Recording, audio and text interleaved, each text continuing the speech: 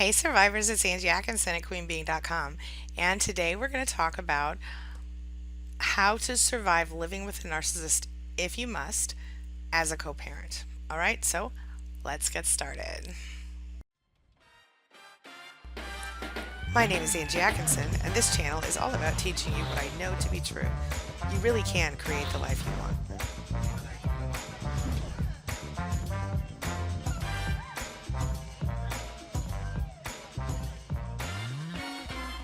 So you're in a relationship with a narcissist, and they're toxic, and they're all about themselves.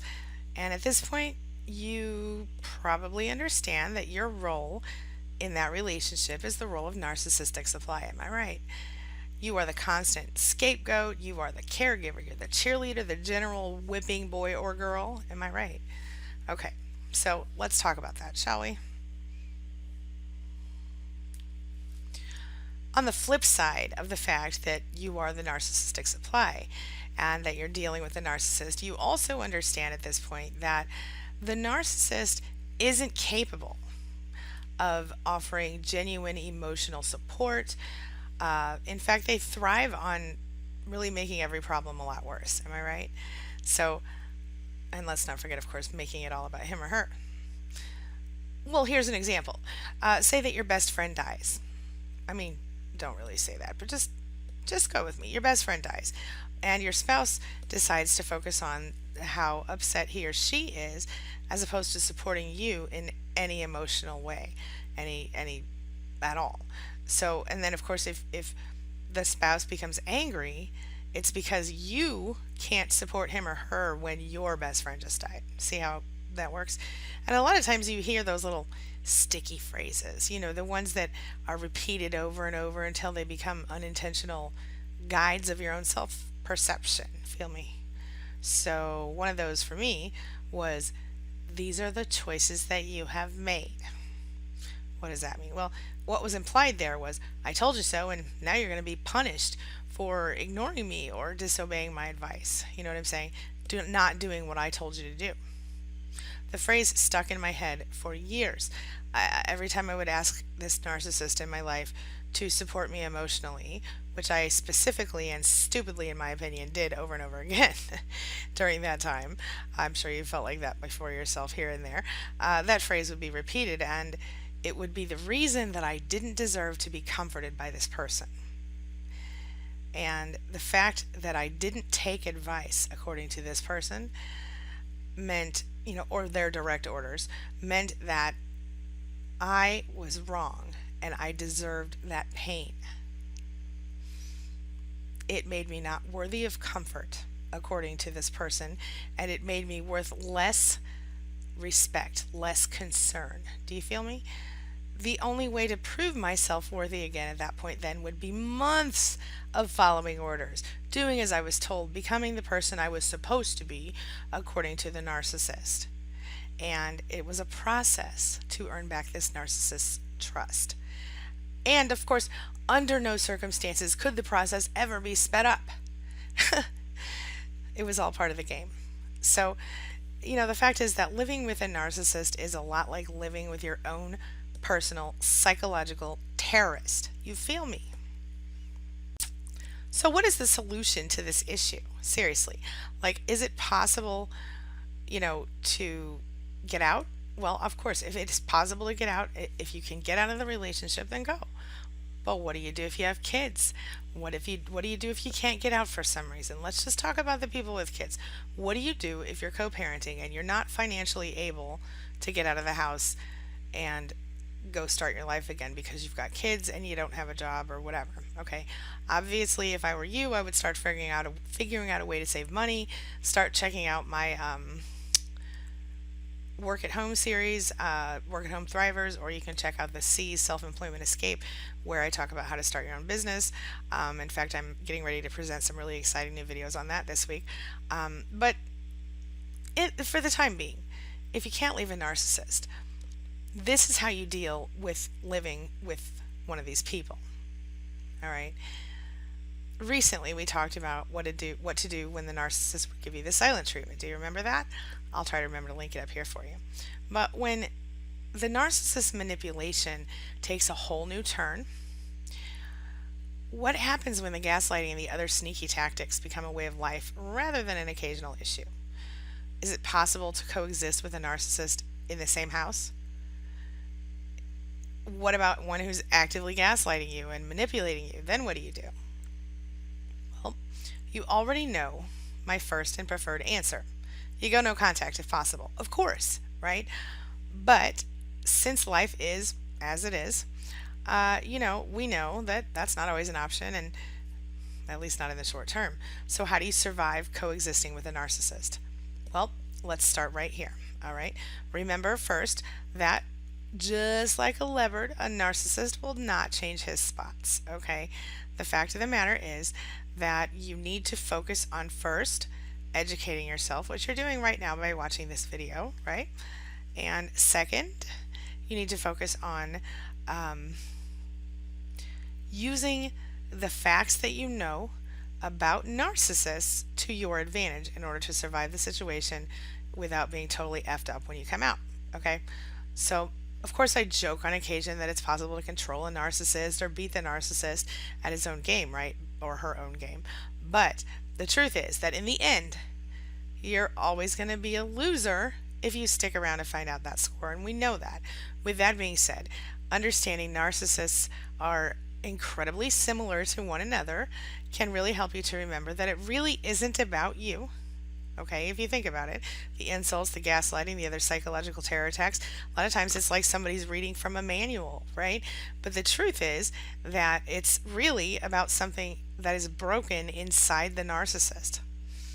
It's nothing about you. That's the issue. It's not you. It's the narcissist. All right?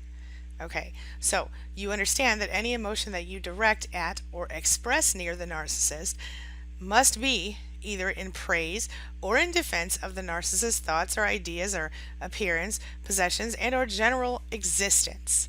Okay? If you can't figure out a way to express your thoughts and feelings in that way, maybe it's best to keep them to yourself. Okay? If you can't figure out a way to, do that, then you're not going to have peace and sanity. Because the fact is that if you go outside of the boundaries that I just listed for you, the narcissist will quickly make you wish that you hadn't. So why not save yourself the trouble and just talk to someone else, even if it's just a private journal for now, okay? Or join SPAN, Support for People Affected by Narcissism, my private, confidential online support group on Facebook. You can learn more about that and find out how to join by going to queenbeing.com/SPAN. SPAN. All right? Okay. If you don't have anyone you can trust, that's what I would suggest. Like I said, confidential, close-knit group of actively engaged survivors and an amazing team of admins that I absolutely love. Okay? And you will too. All right. So if you absolutely need to express something to the narcissist that isn't within the narcissist spectrum of tolerance, what do you do then? Well, you focus on how to handle it. What do you do? What's different with this than any other person? How do you talk differently to a narcissist than to someone else? Okay, well, if you need the narcissist to be at home to meet the plumber, let's say, on a day that you can't, and you know that by normally asking the narcissist to do it, you would just get screamed at or bitched at or complained at for not doing enough when you're doing everything else in the world, maybe you can say something like, you know what, honey, I'm not as smart as you are about this stuff. I don't want them to, take advantage of me or whatever.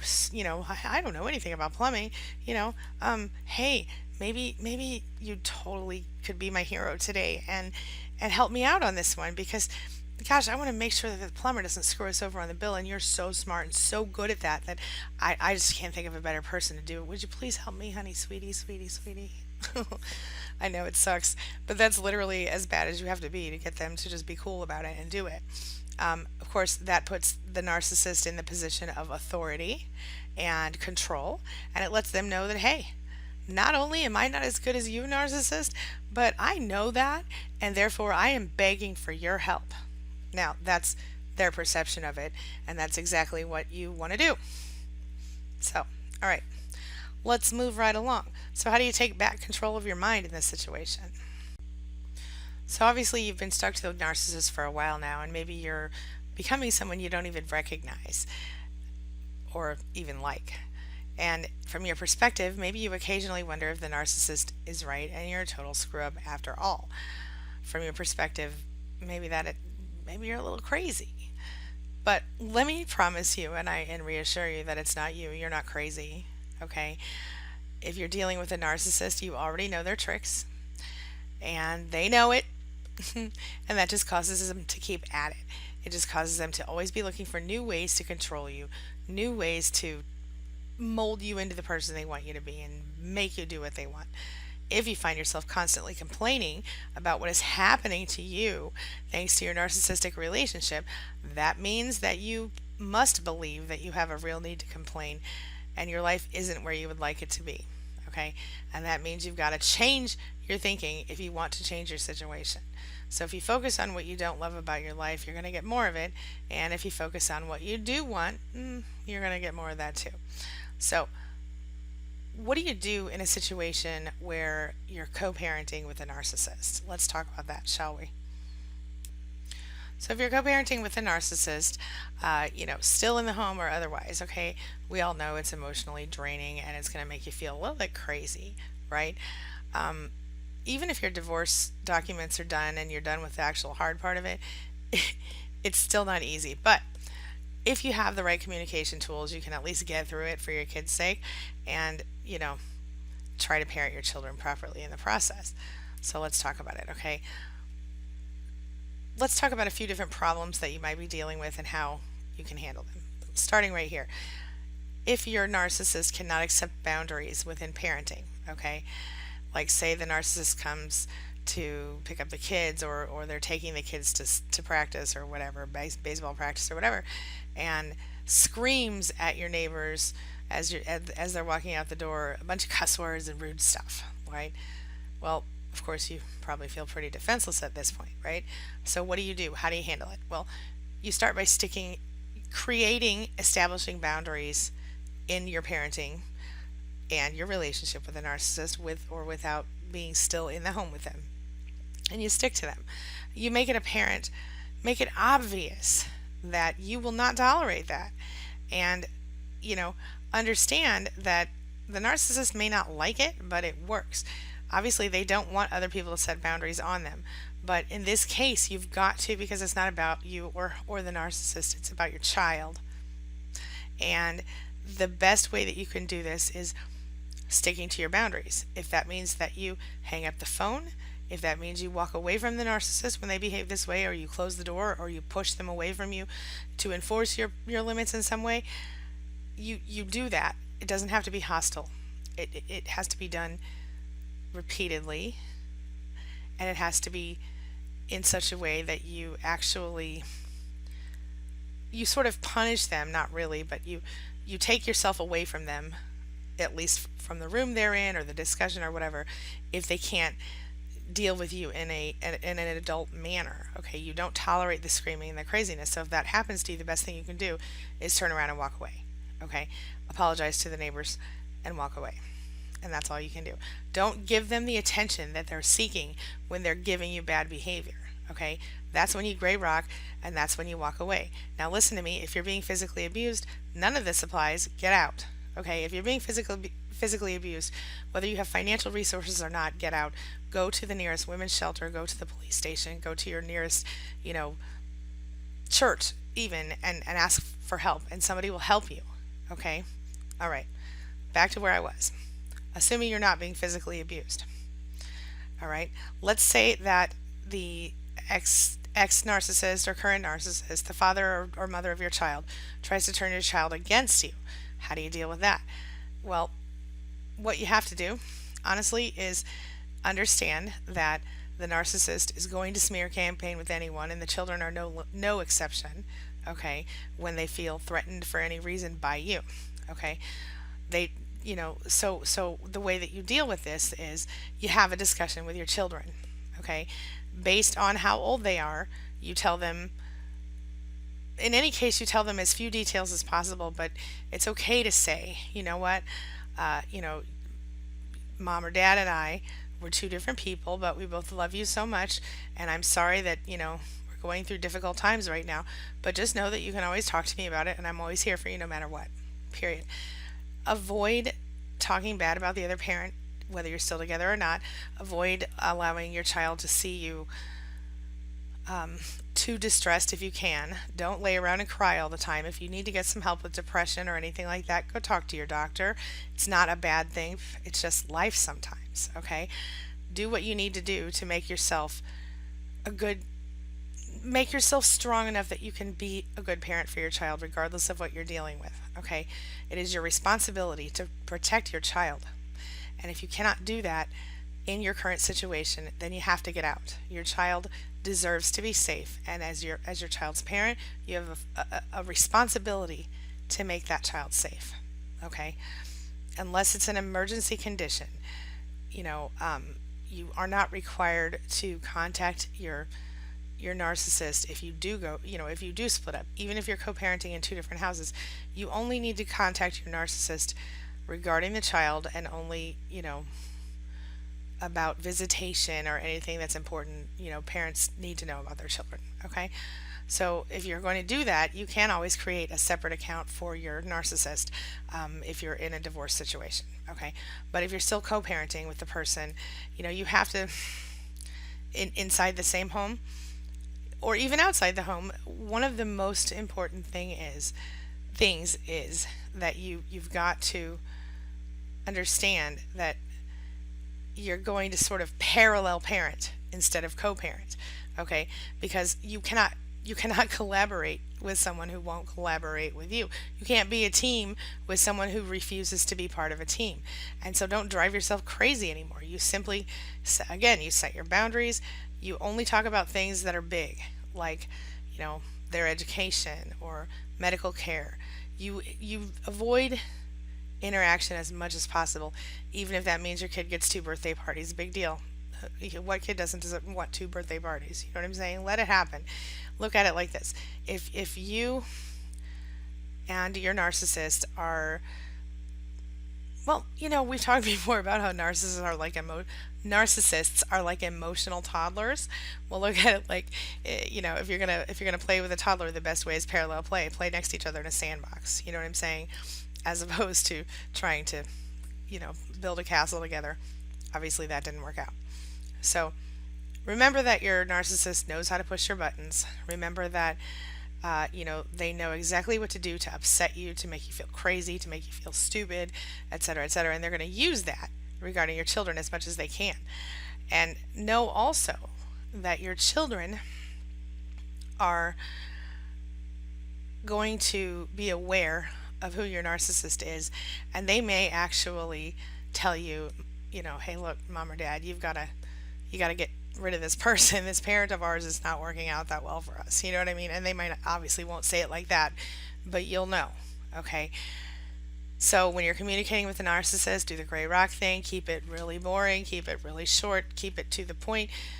You know, basically, when you gray rock a narcissist, they're going to kind of get bored with you and start talking to someone else, which may or may not be okay for you. But if you keep the communication at a minimum, it's certainly going to make life better. Communicate only about things that are important, and avoid excessive arguing. Don't disagree with them, because unless it's really important, don't disagree with them, because that if you disagree with them, you will absolutely lose that game. Okay, that's all you can do. So be there for your kids no matter what. Always be their rock. Always be their person they can go to and talk to about anything. And if you need to get help with depression while you're living with a narcissist, go talk to your doctor. Get yourself some help. Okay? Anxiety, depression, whatever you're dealing with. Take care of the symptoms. Take care of your children. And take care of yourself. And if I'm you, I'm working on a plan to get out in the meantime. Okay? You don't have to continue. Start your own business, or get a side job, or do something. Or if you're in a position to put away a little money each week and save up to move out, do that. Don't keep yourself in hell forever, my friend. You deserve better. All right, I'm going to wrap up. I've got a client call to do right now, so I will talk to you very soon. Have a wonderful day. I'll see you today for another PsychX video. And until then, have a great week. All right, happy Monday. And as always, thank you for letting me be a part of your life. Thank you for being a part of my life. And, you know, thanks for letting me be a part of your day. I'll see you soon. Have a wonderful day. It's my mission to teach others what I know to be true. You really can create the life you want. Take care of your body, take care of your soul, nurture the real you, and introduce him or her to the world. Be comfortable in your own skin and in your place in this world.